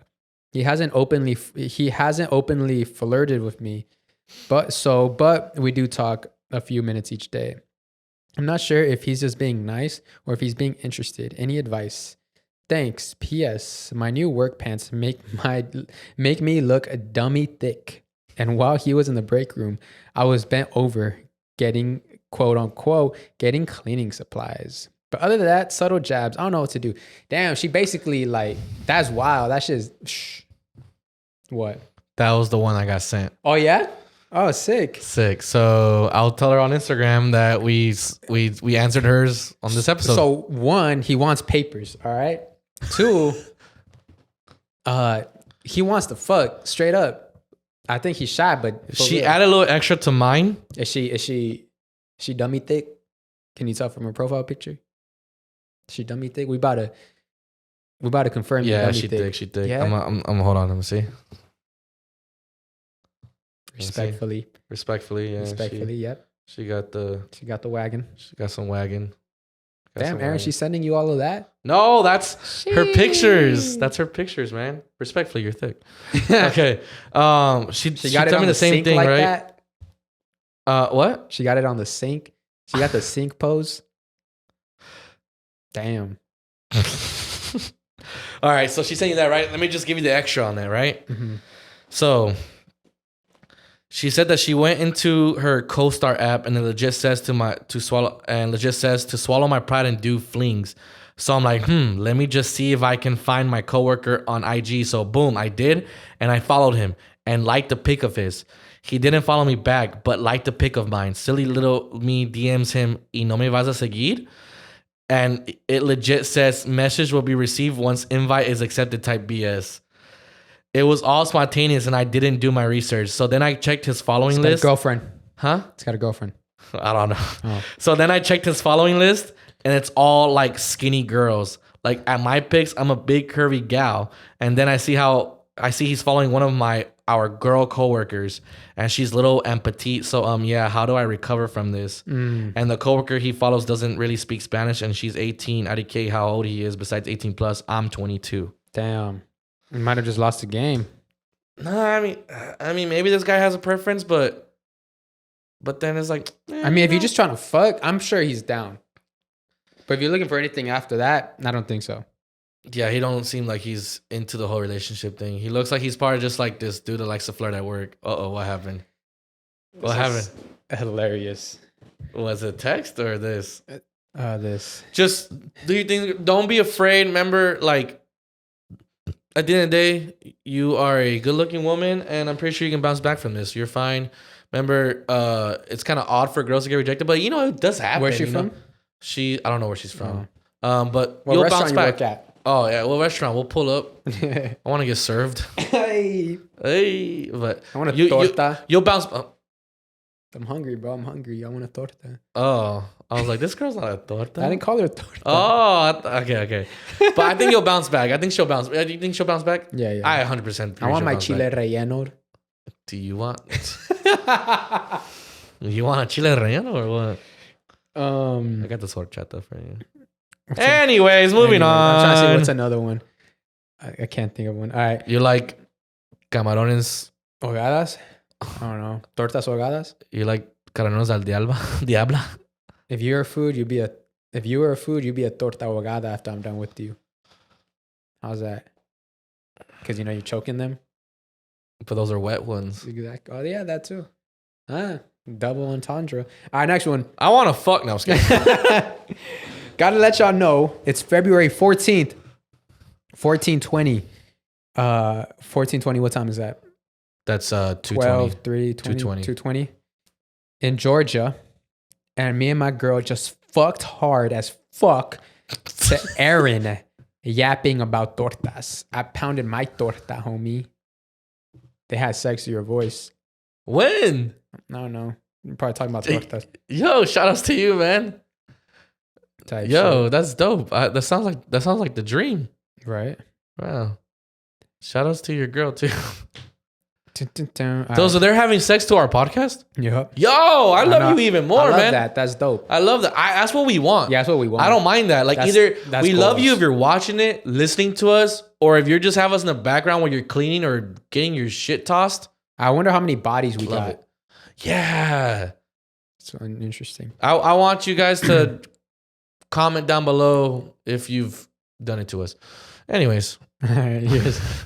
Dear friends, a month or so ago, I wrote about hooking up with my best friend in secret. There's an update, but I'll save that for the next pod. I showed her the pod and she loved it. So much, she wanted me to tell you another story. The time we fucked in front of my casi algo's house. Damn. So she picked me up. We went out at night. At the end of the night, we went for carne asada fries and both a bit buzzed. We pulled up on my street, but a house from mine. We were all hanging out in the car talking. That's a dirty talk. And I was getting in the mood. I'm off the drink, so I started to crave her.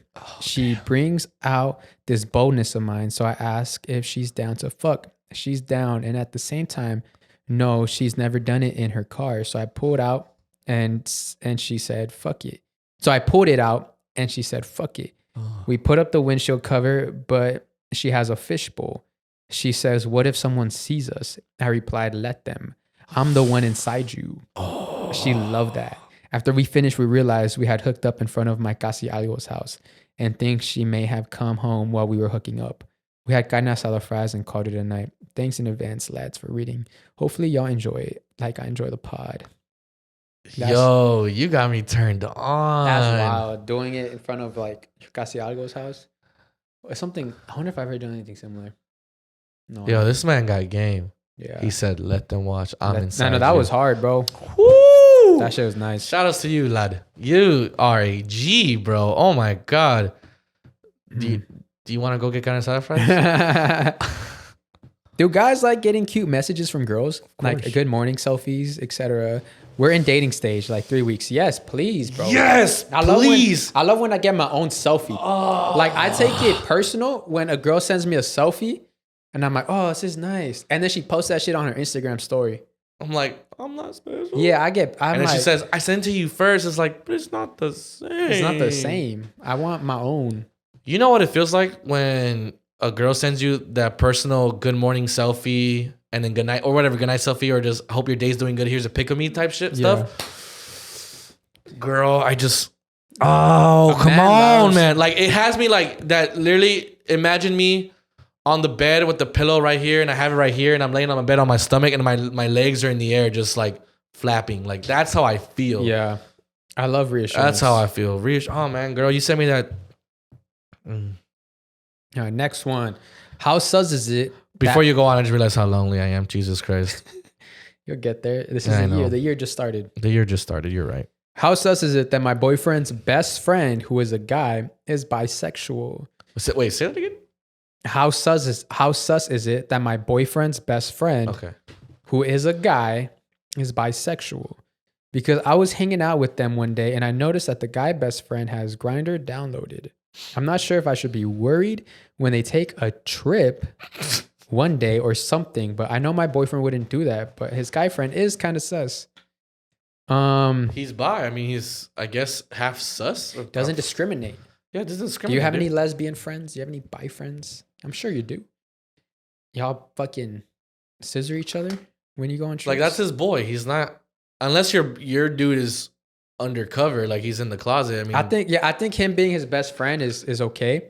If he was like a normal friend that hangs out around a lot and he's bi, then you might have some competition. But yeah, it's his best friend. But his best friend, they probably grew up together. They probably have history together. He Like, probably like barely announced to him that he was bi, like maybe a couple years back. Like, yeah, he probably has a lot of trust and sees a lot of, like, your boyfriend is probably an ally, you know? So yeah, that's his boy, that's man. his boy, man. If my friend was bi, he wouldn't be on the podcast anymore.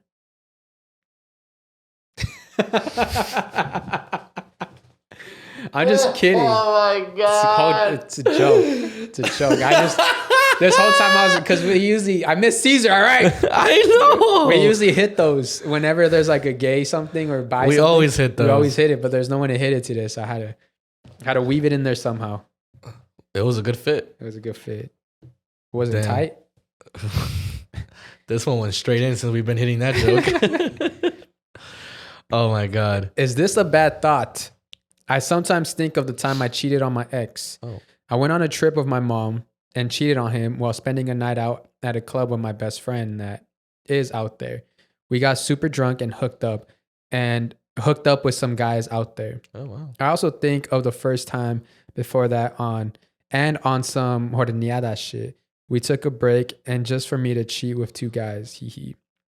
I remember one of the guys spit in my mouth and did me good in the back of his car multiple times. Jesus Christ. Not gonna lie, I wish my man would do that now.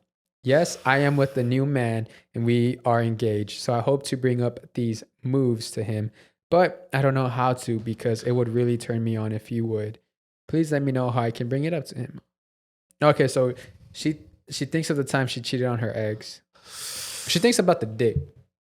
Some dick be memorizing. I wouldn't know, but like some dickings be memorizing. Like sometimes, like you dick like the reason girls get treated badly and they still stay is because that guy's got good dick.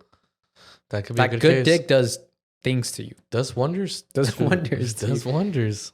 So I don't think you should feel bad for thinking of past dick, even though like I'd be fucking furious. Yeah, just don't tell him. Yeah, but that's the reality, right? You like there's like everybody's got a pass, everybody's got a top 3, right? So just use that. Yeah, try to teach your man, but I know you want him to take the lead and do it for you, but you don't mind. Great sex is all about communication. Yeah, tell him how you like it. And he's probably like, all right, if you like it like this. What if he doesn't know he wants you to go that way because he doesn't want to like push you, you know what I mean? Yeah. Like he doesn't know that you probably like it a certain way and he's probably like wanting to do it like that, but he's probably like, I don't want to like, exactly make her think I'm a fucking freak or something, you know? Yeah. But then what if he wants to get fucked Amazonian style, but he's too afraid to ask? Oh, yeah, I don't Would you do Amazonian style? She must be the love of my life if I'm doing that type of shit. I don't think I can't never have my legs up like that. Yeah, I don't know. That shit's crazy. I'm being dominated. What if it's like a baddie? Baddie. She's like, I'm down to fuck, but I only do Amazonian style. That's the only position? The only position she does. The fuck? Would you? I don't think I'm gonna be able to. I mean, I'm down to do it for a couple. I don't think I can stretch like that. I can't be like that the entire time, bro. No. You can barely touch my toes. You can get me there for a couple minutes, but fuck, do the entire time, bro? No. All right, next one. My legs are gonna be sore. Hi, friend. So I want to know your opinion on this. If your man is disrespectful, but you also hit him from getting frustrated for him not being the man that you need him to be, would you still be in the relationship and try to fix it or leave? I've been on the Bueno Bueno before. I have been on the Bueno Bueno before where you guys caught me at Sam's Club and my man's had recently cheated. Oh, talk to another woman. I think we just may be going through the aftermath, but now it's gotten violent. Let me know what you guys think. Well, if it's getting like, if there's physical, you gotta go. Like that's a huge indication. that relationship is not for you. Like if it's gotten to that far, like just be like, hey, it's an out. Be like, hey, honestly, this this is not right. I know this is not right. We got to leave. Yeah, because it's gonna turn out even uglier. Yeah, it starts off slow and then it builds up to like just something very chaotic happening, dude. Like that, it's the trend, you know what I mean? And then there's gonna be so much shame because then you're gonna have bruises on you. Then you're gonna have to hide them. You got to explain them. Your best friends, your family would not want to see you in that situation. Yeah, and of course you're gonna be hiding it. So then there's shame. It's better to walk away. Yeah, it's better to walk away. It's a slow grenade waiting to explode when the very chaotic thing happens. It's like, I know sometimes our tensions get very like big, like especially we get the maddest when it comes to someone that we love and trust hurting us, right? That's when we get the more mad or sad. Yeah. And I understand sometimes maybe there's a time where your girlfriend might slap you, right? Because maybe you say something super fucking like fucked up or whatever, right? Just out of just pure tension or whatever. One slap or whatever. All right, cool. You get it. Like your girl went off just pure anger, right? All right, whatever.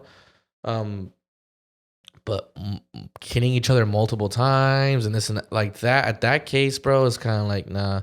That one time that you ever get hit or whatever. It should be your first and last. Yeah, right. I mean, I have personally, luckily, have never been slapped or hit by, a girlfriend. So there's that. But even if I ever experienced it one time, I would know that one time is enough to know, like, all right, because if you're still getting violent with me, I'm gonna be like, because that literally opens a door. Like you open a door and now it can happen again. Yeah. So I think just walk away. That's yeah. All right, last one. Gotta confess, I have not been listening to your podcast. And I know, but listen, Linda, listen. Okay. Tenía un pendejo tóxico. Oh. Who thought podcasts were stupid and hated that I listened to male podcasts. Wow. Don't know how I dealt with that, but finally out of the relationship. Do have a question, and it's taking me courage to ask this, but when doing cardio and the girl can't feel it, do you tell the guy or keep it to yourself? Really want a guy's perspective on that. I'm trying to keep up on your podcast. Keep making more. Thank you. That's funny. I've gotten that. Like we've had like I've seen comments like that where people are like, my boyfriend doesn't like it when I watch you guys.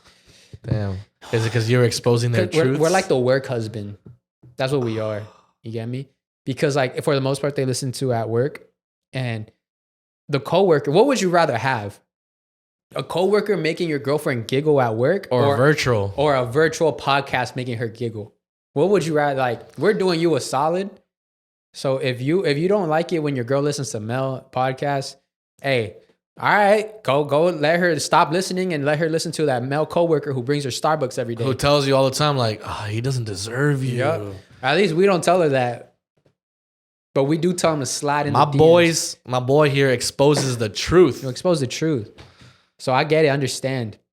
So now moving on. I want to know from her perspective, what episode did you stop watching from, and how much do you have to catch up to? I want to know that. I want to know that answer. Like, how long do you have to catch up?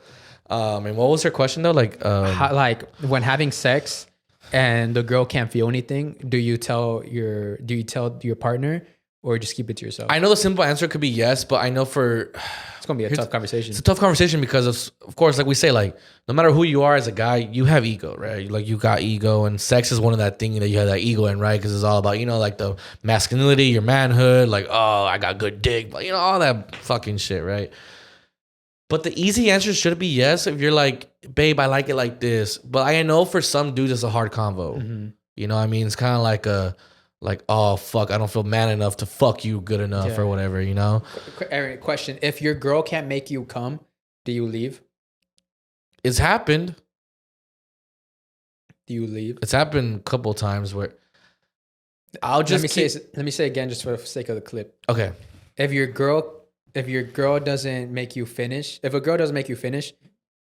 I'm sorry. If your girlfriend doesn't make you finish, do you leave? Has she finished? Yeah, she'll finish, but you're not finishing. I guess at that point you gotta try to fake it if you're wearing a condom. But it's your girl, you're not wearing a condom. Like, for your sake of your own pleasure. I know. Do you leave the relationship? Oh, I thought you meant just leave like the sex, like right then and there. No, do you leave the relationship? And she's never made me like. No, like she doesn't. Maybe when you guys first started, but then now like it just is not hitting the No, same. no, because it can be fixed. It can be fixed. Uh-huh. You can introduce new things, maybe. You know, just find that spark again. Logo. Why not try to find the spark? You know what I mean? Like okay, yeah, maybe she's not making you finish, or you're not making her finish. You know, vice versa or whatever. But find something to find that spark again. You know what I mean? Yeah. Like keep trying together. You're together for a reason, right? It's time to you solve problems together. Mm-hmm. So solve that problem. You know what I mean? And at the end of the day, if sex is truly really important to you like that, at that stature or whatever, then I think if nothing's working, then I think you have a right to leave if it's that important to you, right? You know what I mean? Because I think it is important. Because I mean, that's the person you're gonna have sex with for the rest of your life. And if you're not enjoying it, I get it. I know. I mean, I totally get it. But I think you shouldn't leave until you try to find solutions. You have to at least try, at least. Yeah. You can't just leave just because you're like, not good enough next. not good enough. Like, nah, man, you got to try. Damn, yeah. You know what I mean? I've heard girls like say that like if my man doesn't make me like finish, they'll leave the relationship. Look, to each their own. I can't say like, oh, that's very like, because I get it, because sex is important in a relationship, right? Yeah. And like you said, like if you're with someone you're gonna be someone for a very long time, or that might be person you can quote unquote spend the rest of your life with. It's gonna be kind of hard to be living with just that person that you have sex with all the time, not being able to satisfy. Like you're not enjoying it. You're not enjoying it. It's just like a hobby at that point. Yeah. Not a hobby. It's just like we have to do it because we're in a relationship. Yeah, it's a task. There you go. No, that's a good question, dude. That's a good question. We'll leave that for the question of the day. So make sure you guys go leave a comment and let us know what would you do. Yeah. But that wraps up Take the Mic. If you guys want to be part of the show, leave your own topic and Take the Mic link in the description down below. But any last things before we put a condom on it? Before we take the condom off because we were very safe today. Yeah, we're very safe today. Yeah. No, I just want to know your guys' opinions on this kind of like new. Yeah, this new vibe we're doing. Tell us if you like it, if you don't, any suggestions of you. Because remember, at the end of the day, like we've always said, you guys are the ones watching us. You guys are the ones supporting us. So let us know what you guys want us to like talk about, do, etc. All that stuff, I also want you guys to comment down below your favorite part. Any maybe investigations or conspiracies, whatever that we should look into for you guys that we can go into depth. I would also like to know if you want this torta ahogada. You want to turn into a torta ahogada? No, yeah, but no, all that stuff. We really we need your guys' feedback. Really, we need your guys' feedback in the comments, please. We want to satisfy you because we want to satisfy you. Communicating. This is like what we do with our partners. We ask them like, you like it like that? You want a little bit like this? You want something like that? Let us know. ¿Qué quieres, mijo? Mijo. I mean, Yo, all right. Anyways. My bad. That's not what I meant. Okay, hold on. ¿Qué quieres, mi amor? There you go. Sorry. I fixed it. But now it's time to shout out our friends at Patreon. If you don't know what Patreon is, it's another segment. It's another website where you get more I.E In Friends content. And if you do miss the old vibe of I.E In Friends, that's basically what Patreon is. So we'll do a little bit more topics on there of just random stuff. And that's what I'm saying. Comment down below. What would you like for us to talk about? And if you guys want us to have maybe some subjects of, of before or whatever, but that's what I'm saying. We need your guys' opinion. We need your feedback. You know what I'm saying? So we know where we can slide where we can take this roller coaster of emotion. So we're shouting out our sugar moms and sugar daddies, starting off with Brian Angel. This is Brian. I have not heard of this guy. Brand new. Shout out to you, Brian Angel. Mexican Yeezus 69. 69 Yeezus. Is this guy new too, right? Yeah. Shout outs to you, dude. Yeezus. Computed Gamer 3. Monica. Jasmine Torres. Jasmine, you've been. Oh my God, dude. I wonder if you've been there how long or you just forgot. Carla Corazon. Carla, I know you haven't forgot because you have a big heart. You have big, beautiful voluptuous heart. Fidel, the billionaire menaces. Fidel, my boy. Of course, the billionaire. It don't even stress him. It don't even stress him, bro. He's a billionaire right there, bro. Breezy, Wera Loquita. Say it with me. Breezy, Wera Loquita. David Naranjo. Mr. Orange himself. Did you forget? He owns an orange company. He owns the fucking oranges. Gloria Maravilla. Look, dude, like, what do we gotta say, bro? Best last name of all time. I'd marry you and take your name. Exactly. I would do the other one. Jesus Guzman. Jesus himself, Guzman, dude. Karencita. Ooh, ah. Ooh, ah. Oh, yeah, ooh, ah, yeah. Yeah. Sandra Gonzalez. Sandrita, I love you. Quique y la novia Perez. I think Kika's forgotten because we've told him to change his fucking name. It has still been there. I think he forgot. What's up, Keeks? What's up, geeks? And then we got, come on, man. Come on, dude. Man, the myth, the legend. Day one. We're going to start giving him his. I was thinking we should give his shout out the beginning of the episode. Right? I think that deserves for $50. That deserves that shit. Yeah. We're going to say like a shout out to our sponsor, and the end. Benitez. Yeah, we're sandwiched by him. We're going to get sandwiched by his big old throbbing, juicy, meaty heart. All right. Alvaro Benitez. Alvaro! Thick Thank and you. Yummy. All right, well, thank you guys so much for watching today's episode of I.E In Friends. Make sure to follow me on every social media platform at Saul V Gomez. Follow me on Instagram and TikTok at airbear_IE. Check out Baby Daddy Potty coming soon to a screen near you, but link in the bio to be subscribed and be ready for the first drop. Hey. And we'll see you guys next week. Pew, pew, pew, pew.